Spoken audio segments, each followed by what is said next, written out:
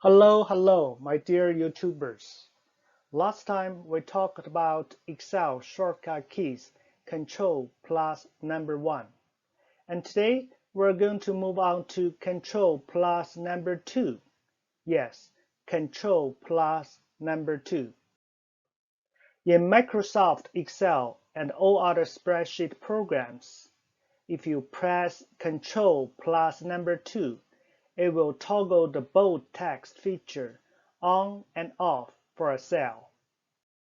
Again, hold the Control key and press number 2. It will apply or remove bold formatting. As picture shown here, please give it a try on your end and let me know if it works for you or not. Previously, we talked about Control plus letter B. It will function the same. Please subscribe, like, and share.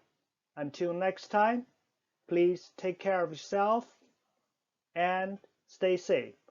Goodbye for now.